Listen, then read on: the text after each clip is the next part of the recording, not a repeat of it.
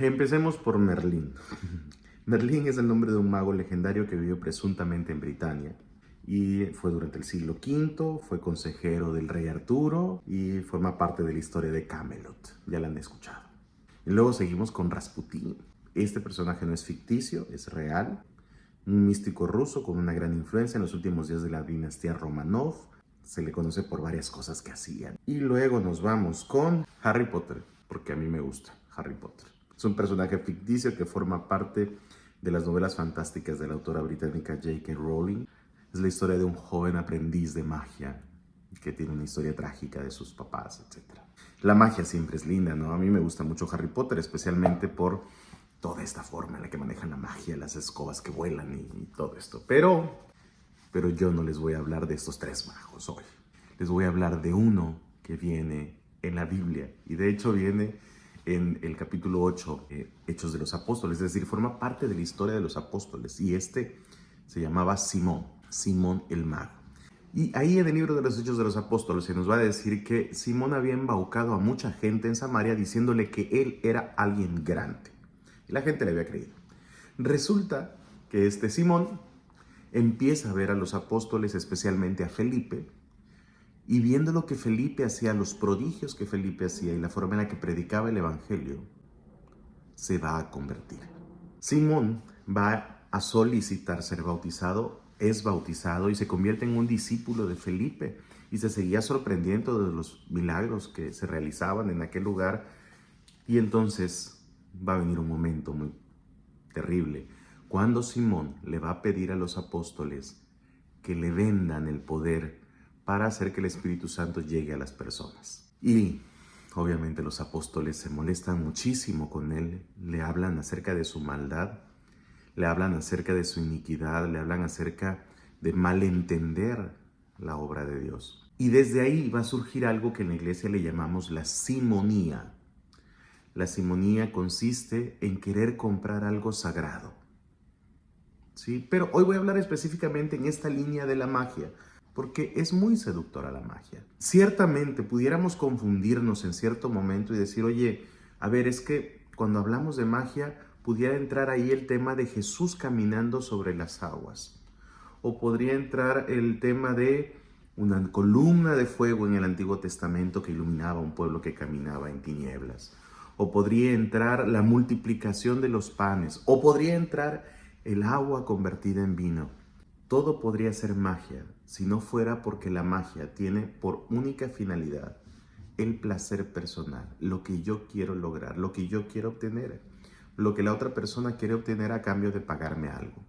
Y esto no forma parte de la fe, ni de los milagros. Los milagros tienen un sentido, y ese sentido es la conversión. Tienen el sentido de mostrarnos el amor de Dios por nosotros, mientras que nosotros vemos, por ejemplo, en una película de Harry Potter que alguien puede obligar a otro a matar a alguien, que alguien puede obligarlo a decir algo que no es, que alguien puede transformar a otro en algo que no es. En el Evangelio, en la fe, eso no pasa. Dios jamás obliga a una persona. No encontramos a Jesús en el Evangelio transformando el corazón de los fariseos de la nada, de la noche a la mañana, así de hago un movimiento con mi varita mágica y hago que estos dejen de estar esclavizados a la ley. O muevo mi varita mágica y hago que Herodes deje de ser malo y olvide todas las cosas. O muevo mi varita y hago que los apóstoles me amen de tal manera, de una manera perfecta. No, eso no existe. La magia, esta magia del mundo que nos vende la literatura y que a veces puede ser muy linda y a veces puede ser terrible, porque dentro de estos personajes que les mencioné al principio hay uno que no es ficticio, es real, y utilizó el tema de la magia para embaucar, como lo hacía también Simón, para convencer a la gente.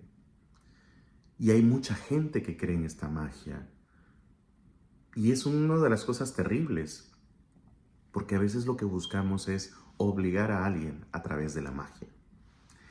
Bueno, pues entonces la historia de Simón nos ayuda a entender que las cosas sagradas las cosas sobrenaturales, las cosas maravillosas que existen, no tienen el afán ni de asombrarnos, ni de generar un espectáculo, sino tienen la intención de mostrarnos una presencia de Dios cercana para que nosotros empecemos un proceso de conversión en donde el verdadero milagro viene en la fidelidad. Y es que tenemos que decirlo, ¿cuánta gente no quisiera transformar a otros a su gusto? Pero esto no pasa con la fe. Y debemos tener mucho cuidado, porque en nuestra fe existe algo que se llaman los milagros, pero también existen algo que llamamos sacramentales. Existen sacramentos y existen sacramentales. Ustedes saben que los sacramentos son las fuentes de gracia, esa gracia que se hace visible a través de los signos. La gracia invisible de Dios se hace visible. Pero tenemos sacramentales. Y los sacramentales funcionan en la medida de la fe, pero de una fe verdadera, de una fe en Dios. Son sencillos, no tienen poder en sí mismos. Tienen poder por la fe que yo tengo en Dios. ¿Cuáles son los sacramentales? Un rosario que puedo cargar conmigo, una vela que puedo encender pidiendo la intercesión de algún santo. La vela no es mágica, el santo no es mágico, son hermanos nuestros que en el cielo interceden por nosotros.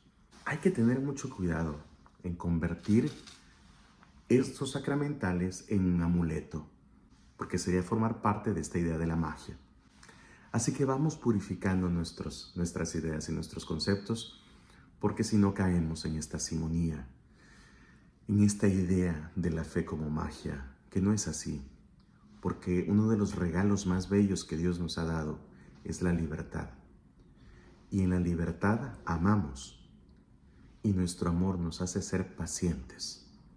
Si tú quieres cambiar algo en ti, no va a cambiar por acto de magia. Hay que hacer un sacrificio, hay que avanzar, hay que crecer. Y lo mismo contigo que con el otro. El otro también, si tú lo amas, requiere tu paciencia, requiere tu oración. Y eso será el verdadero milagro de la fidelidad y de la lealtad. Que estén muy bien, que Dios los bendiga y lean ese capítulo 8 de Hechos de los Apóstoles, porque pueden conocer esta historia de Simón el Mago. Y por favor, dime si tienes alguna duda acerca de lo que te he platicado. Y además, si este video crees que le puede servir a tu grupo, al grupo en el que participas, a las personas que te han preguntado por qué utilizamos el rosario, compárteselos para que puedan entender por qué usamos esto y por qué no creemos que sea magia. Que estén muy bien, síganme en mis redes, en YouTube y en Instagram. Les puede servir algo. Si es que lo pueden compartir, les hará mucho bien. Hasta luego.